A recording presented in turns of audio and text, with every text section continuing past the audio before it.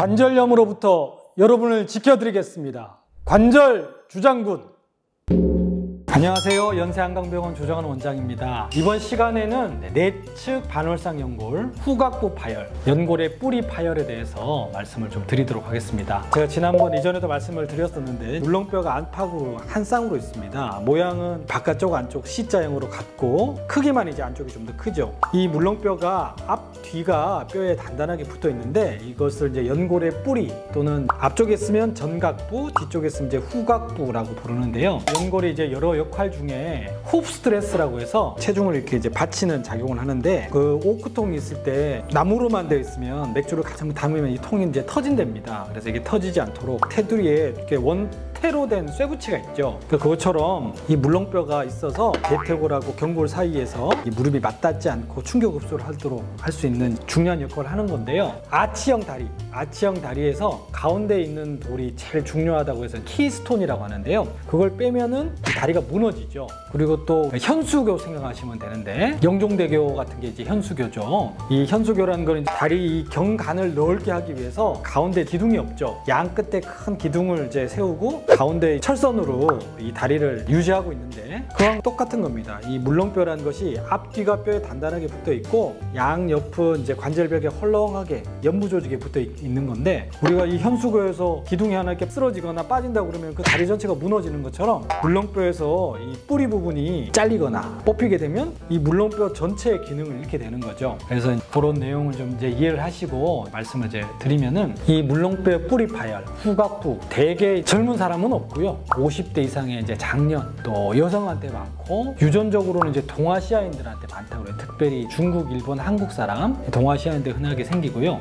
이게 정상 무릎에서는 이런 일이 없고, 대개 퇴행성 관절염이 어느 정도 있다가 뭐 무릎이 조금 불편하긴 했었는데 어느 날 갑자기 통증이 이제 극심해지는 분이 있습니다. 버스를 잡는다고 이렇게 몇 걸음 빨리 좀 뛰었는데, 또는 뭐 횡단보도에서 신호가 끝나갈 무렵이라 빨리 좀 걷다가 보니까 뚝 하는 느낌, 소리 같은 걸 듣기도 하고요. 그러면서 갑자기 쩔뚝거립니다. 그래서 뭐 관절염이 있어도 쩔뚝거릴 만큼 아프진 않았던 분이 쩔뚝거리시면서 보통 이제 병원을 방문하시죠. 그래서 한 몇 주간은 쩔뚝거리다가 이게 또 증상이 좀 호전이 있다가 몇 달 지나면서 또 쩔뚝거립니다. 그래서 이게 악화와 호전이 계속 이제 반복되는 양상을 보인다. 그래서 이게 이제 물렁뼈 뿌리 파열, 일반적인 이제 물렁뼈 파손이 아닙니다. 후각부, 연골의 뿌리가 파열됐을 때는 어떻게 치료를 하느냐? 치료 방법은 이제 두 가지입니다. 첫 번째는 포기하는 거죠. 퇴행성 관절염이라는 것이 흰머리 나고 주름살 지고 노안 오는 거랑 한 가지니까 뭐 노안을 치료하는 방법이 없지 않습니까? 마찬가지로 이제 이것도 일종의 노화 과정이니까요. 별다른 치료 없이 이제 포기하는 거죠. 덜 아프게 진통제도 드시고 뭐 주사도 맞고 이러면서 버티다가 관절염이 이제 점점점 진행하면 나중에 또 다른 치료를 생각하는 그런 방법이 있고요. 그렇게 포기를 하게 되면 이제 관절염이 빨리 진행하게 됩니다. 세월이 갈수록 관절염이 원래 이제 진행을 하지만 이 물렁뼈가 기능이 없어지면은 훨씬 더 그 속도가 이제 배가 되는 거죠. 그래서 요즘에는 가급적이면 봉합을 할 수 있으면 이제 봉합하는 방법을 추천을 많이 하는데요. 특히 이제 상대적으로 젊은 분들, 퇴행성 관절염이란 게 뭐 30, 40대 생기는 게 아니니까 50대, 60대 중반이자 상대적으로 젊은 연령이면서 또 활동이, 액티비티가 높고, 그리고 관절의 파괴가 아주 심하지 않은 경우에는 가급적이면 봉합을 추천을 하는데, 수술 방법은 여러 가지가 있는데 안쪽으로만 꼬맨다 그래서 올 인사이드, 뭐 실을 밖으로 끄집어내서 해서 풀아웃 수처라고 하기도 하고 뭐 여러 가지 그런 방법이 있는데, 젊은 편이면서 관절염이 이렇게 심하지 않은 경우에는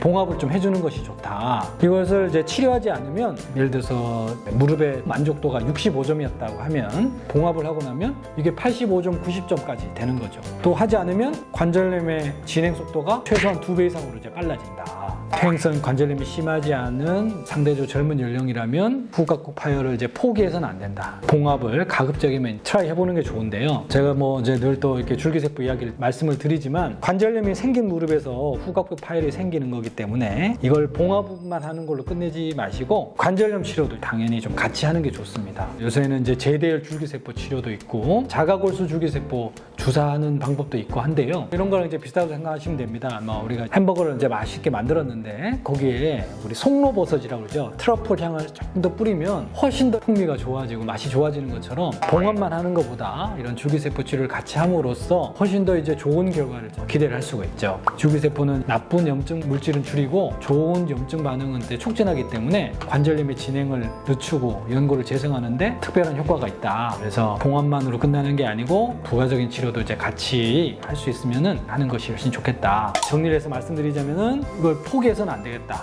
제가 이전에 반월상 연골 파열에는 하나하나는 큰 차이가 없기 때문에 하지 않는 게 좋다고 말씀드렸는데 이렇게 이제 특별한 경우 연골의 뿌리 후각부 파열이 있을 때는 포기하셔서는 안 된다. 치료를 해서 관절염이 빨리 진행하지 않도록 뇌관절을 오래오래 큰 통증 없이 사용할 수 있게 하는 이제 방법이죠. 네, 오늘은 이제 후각부 파열에 대해서 말씀드렸고 필요할 경우에는 이게 봉합이 꼭 필요하다는 거 기억해 주셨으면 감사합니다. 네, 오늘도 시청해 주셔서 감사합니다. 주정환이었습니다.